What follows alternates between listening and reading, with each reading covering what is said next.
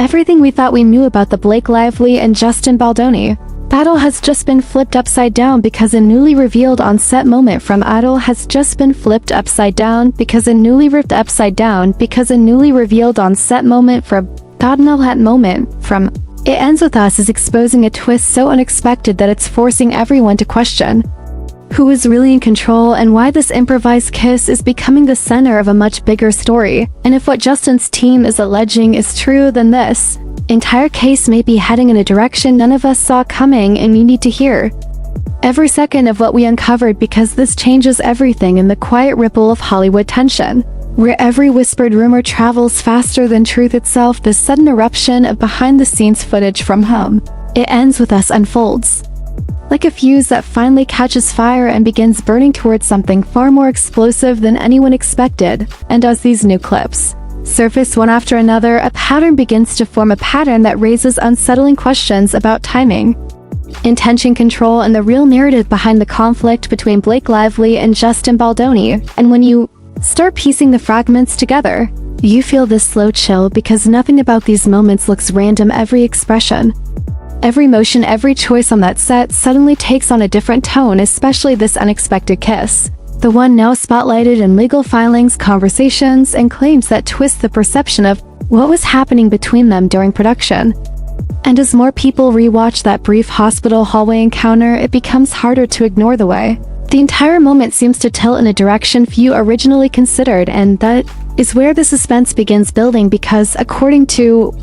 what Justin's team is now alleging, this kiss was not just improvised but initiated, crafted, and driven by Blake herself in a way that directly contradicts the complaint she filed later, alleging improvised intimacy created by Justin. And that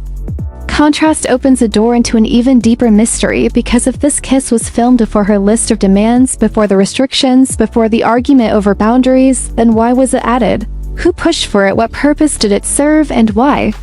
was the moment never in the script to begin with? These are the questions sending shockwaves through the fandom, through industry insiders, and through everyone trying to make sense of the larger story being uncovered in these filings. And as you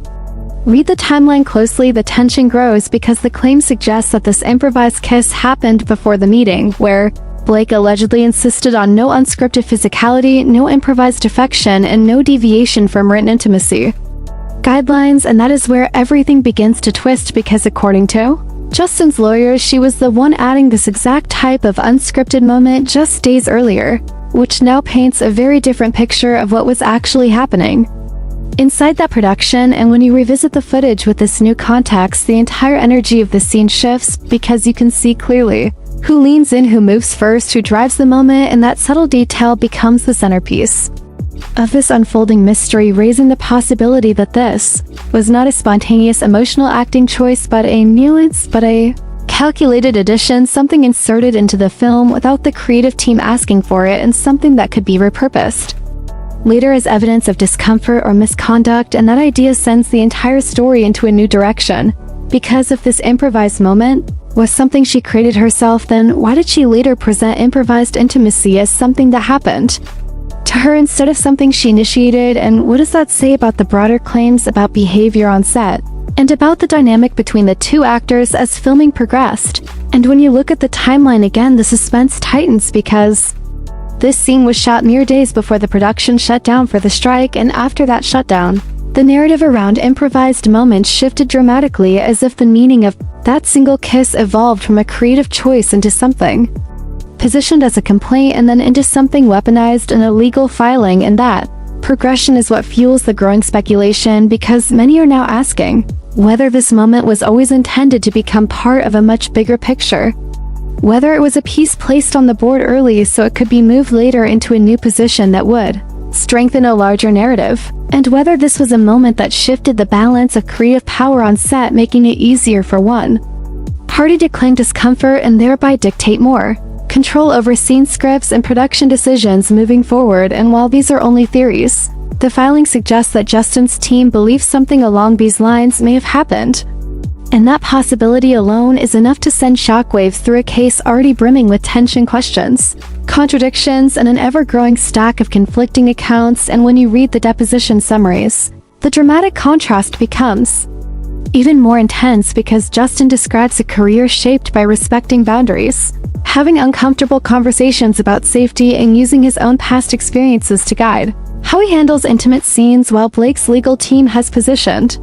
these same stories as inconsistencies, as vulnerabilities, and as things to challenge rather than understand, and that clash turns the entire legal battle into something far more emotionally charged than a simple disagreement over scenes, because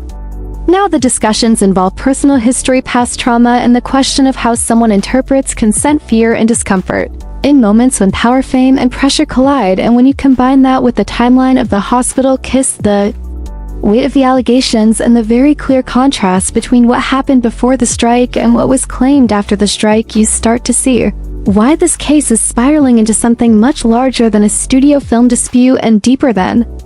a simple misunderstanding between two actors. And what makes all of this even more gripping is the silence surrounding so many moments that should have had witnesses or a backup or text messages or anything that could support the claims, yet so far none of that has appeared. None of the on-set coordinators, none of the assistant directors, none of the intimacy supervisors have stepped forward with statements that support improvised moments created by Justin, and instead this one major improvised moment appears to be one she initiated herself, and that contrast between claim and evidence, between accusation and footage, becomes one of the most suspenseful elements of the entire developing story and leaves every viewer wondering where the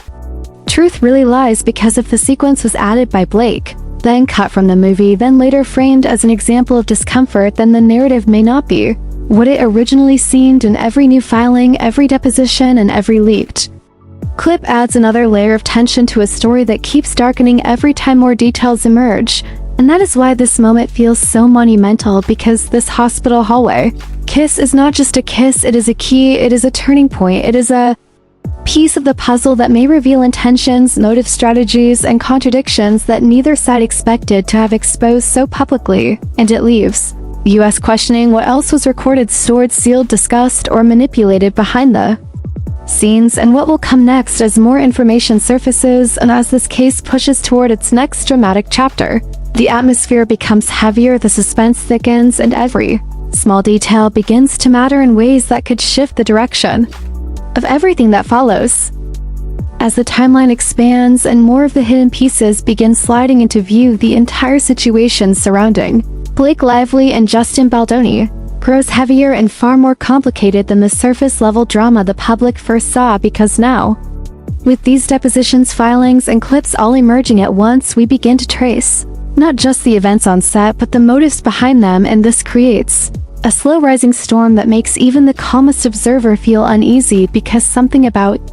this case feels off-balance in a way that suggests deeper conflicts that were brewing long before the public knew anything about this tension. And when you follow the accounts provided by Justin's team, something striking becomes clear. The environment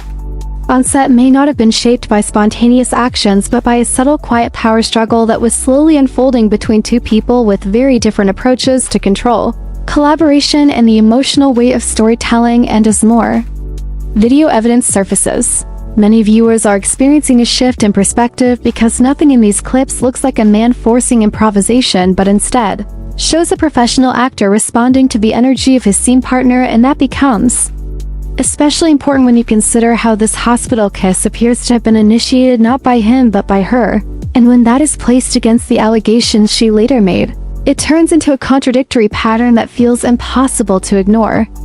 And that contradiction is exactly what fuels the suspense, because when a claim does not match the documented footage, opens a door into possibility that someone might be shaping a narrative for reasons far more strategic than emotional.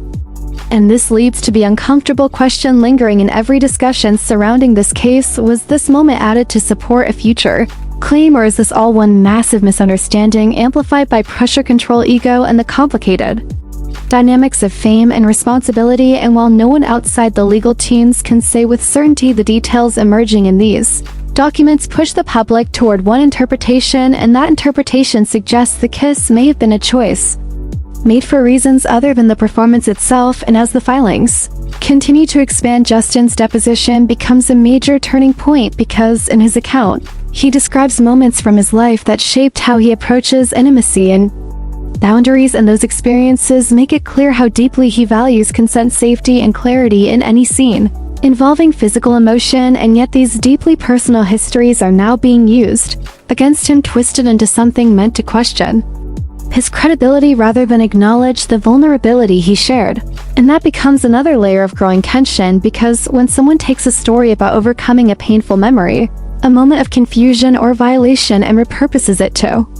challenge the person who lived it, it introduces a level of discomfort that makes everything in the case feel more emotionally charged than ever. And in this sense, the legal battle becomes more than a dispute about a film set, it becomes a battle over truth, identity, memory, and how we interpret uncomfortable stories told by men in industries where vulnerability is often discouraged. And as these threads continue unraveling, the weight shifts again toward the key issue, the contradictions in Blake's claims, especially regarding improvised kisses, because she alleged that Justin initiated multiple unscripted moments, but the footage does not show that, and the timeline contradicts that, and the depositions do not support that, and the people present have not confirmed that. And the longer this remains unsupported, the more the entire case begins to tilt away from the direction she intended and toward a narrative that raises concern over how these allegations were formed, structured, and timed. And the more you look at the timing, the stranger it becomes, because the kiss filmed before the strike appears nowhere in the script, it appears everywhere in the filings, and its presence in the evidence transforms from a small moment into a central piece of the puzzle. And as more people online study the clip frame by frame, dissecting each movement, each breath, each choice, they begin to see a version of events very different from the initial accusations, and that difference may become the foundation for an even larger dispute, one that questions whether the incident was misremembered, misunderstood, or misrepresented. And that possibility carries enormous weight, because in Hollywood, allegations related to discomfort or boundaries can drastically reshape reputations, careers, and long-term opportunities. And this is where the suspense takes on a new intensity, because if the kiss was indeed created by Blake and later framed in a way that positioned Justin as the one responsible, it raises a chilling question: was this moment intended from the start to serve as leverage during a negotiation, or was this part of a bigger pattern of establishing creative dominance on the production? And through these legal filings, one theme keeps appearing. The more details emerge, the more it appears that Justin was working under pressure, intense emotional strain, and the need to maintain calm while navigating an unpredictable situation involving miscommunication, personal vulnerability, and a co-star with enormous influence. And as we continue reading the deposition summaries, the emotional weight grows, because Justin describes moments where his own past trauma resurfaced, moments he tried to handle with maturity, clarity, and direct communication, and those moments were not met with empathy, but were instead questioned, dissected, and used to challenge him in the deposition process. And this adds yet another twist to the story, because while he was attempting